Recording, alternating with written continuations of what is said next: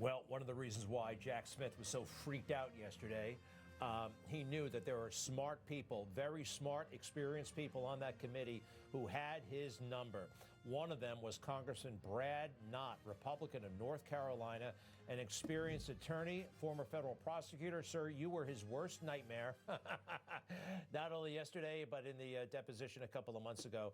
I want to show some highlights, but number one, how do you feel overall about what went down in that hearing? Well, thank you for having me, Greg. And I got to say, this is a very important discussion because I think for the first time, we're seeing what Jack Smith did, how he operated, and it was shielded. And he used his microphone to cast a very public narrative that simply was never supported by the facts or the charges brought against the president. And now that the lights are being turned on, the American public can see that this was an endeavor to target one person. And that one person was obviously President Trump, and not only to do so, but to do so before November of 2024. And we need to prevent that from ever happening again. Here you are asking him about that very issue, all the resources, and he only goes after one guy, not everybody else in the conspiracy. C05, please. The only person charged in this case was Donald Trump, who, in my estimation, was the person most culpable for the crimes charged. Well, I understand your position, sir, but again, you started at the very top and only charged the top conspirator, in your opinion. You didn't charge anybody underneath him, correct? Correct. Despite that charge requirement, you would agree that a criminal conspiracy federally is a criminal agreement, correct? Yes. People, under your theory, people besides the president were involved in the unprecedented assault on American democracy, but you didn't find it necessary to charge them criminally. I had not yet charged anyone besides the president. You didn't. You decided not to charge anybody but Donald Trump in that indictment. I would not have noticed that until you brought it up, and it was brilliant the way you did. Just how unusual was his action, and great job, by the way. It's very unusual. When you charge a conspiracy, Greg, what you do is, especially a crime as he described it, of that magnitude, you start at the lowest level and you charge people at a lower level and you work your way up the ladder, so to speak. You do not start at the very top. The reason why you start at the lower level is you figure out what happened. You get their testimony, you get their evidence, you get their account.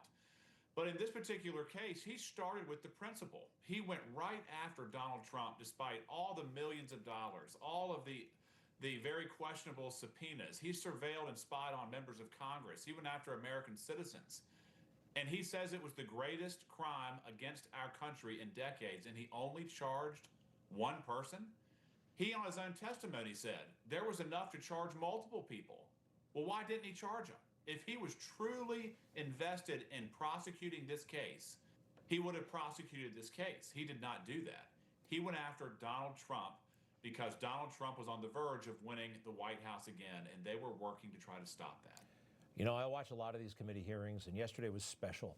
And actually, just watching Jack Smith responding to your questioning, and all of you guys knew your stuff, and he was nervous. It was he was in over his head. He was caught and he knew it. That's my read. But look, I was watching it on a TV set in New York. What was it like in that room?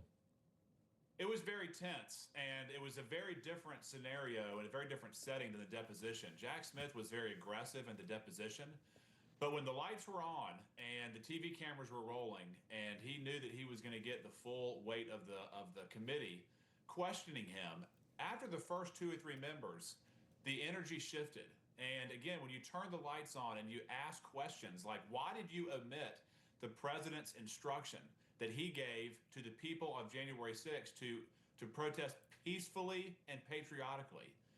He didn't even mention it in any of his charging documents. That is unbelievably irresponsible and violative of DOJ policy. That's extremely exculpatory evidence. There is no reason he can give for that, except he had a conclusion on the front end of that prosecution. He did not follow the evidence. He wanted to get the man. And again, you could feel it in the committee room. The Democrats did not know how to respond. They just went back to that same narrative. President Trump is bad, and we must stop him. You know what you could do? You could see it on the face of his lawyers. They were petrified. They were, whoa, what's this all about? So we found out, and guess what? The legacy media has downplayed this, and they're moving on. What practically comes from this? And that's number one. And number two, should charges be filed, or should an investigation occur on Jack Smith and what he did? Do you think he's got exposure here criminally? Well, I think in terms of what should practically occur, Congress needs to look at the whole concept of a special prosecutor. Constitutionally, that is not a role that was ever contemplated. How can we provide oversight? How can we ensure that there is a responsible effort here? I mean, Jack Smith disregarded DOJ policy. He disregarded historical precedent. He disregarded the law, the First Amendment, egregiously so. And if there had been more oversight of him, perhaps we could have avoided this. And in terms of charging anybody, let me just say this. I really lament the politicization of the Department of Justice. And candidly, I want it to stop. I am all for charging where there's evidence that supports charges when it needs to be done. It needs to be done unbelievably securely, objectively.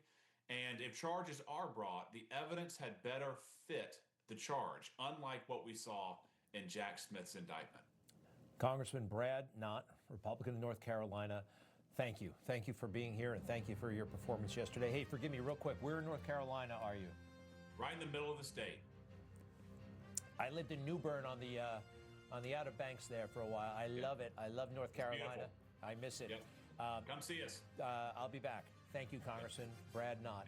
To be continued, and we'll be right back.